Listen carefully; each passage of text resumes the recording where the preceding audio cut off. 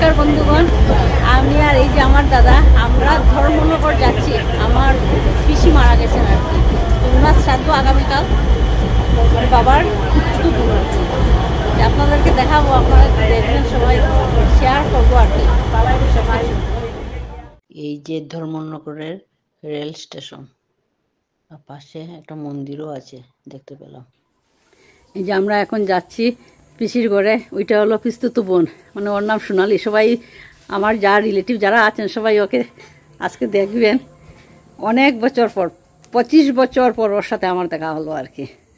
তা এখন আমরা যাচ্ছি পিসির ঘরে। আজকে তো বলছিলাম না শ্রাদ্ধ, আপনাদেরকে দেখাবো। আমি সোনালির সাথে অধিকারী নীলম চলে আসলাম, মানে কোনা পিসির বাসার নাম হলো অধিকারী নীলম। তো এখন এই যে দেখুন নারায়ণ পূজা হচ্ছে,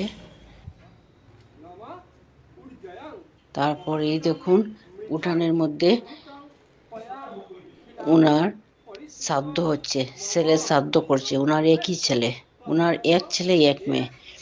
তো আমি পিস্তুত বোনের ঘরে চলে গেছিলাম আর কি। ওই আমাকে নিয়ে চলে গেছিল ওর বাসায়। ও একা একা আছে তো, ওর ভালো লাগছে না, তাই।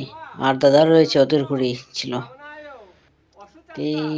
এই দেখুন শ্রাদ্ধর কাজ চলছে। এখন শুভ্রর বউ দান করছে।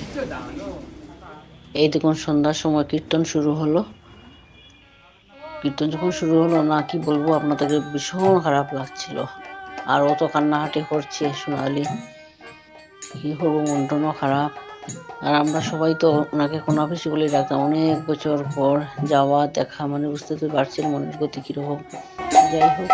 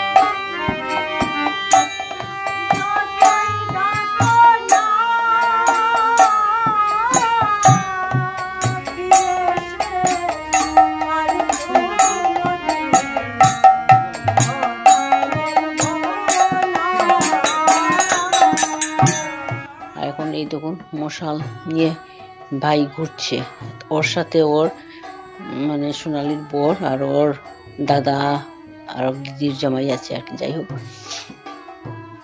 আজকে এইটুকুই আপনাদেরকে দেখাচ্ছি।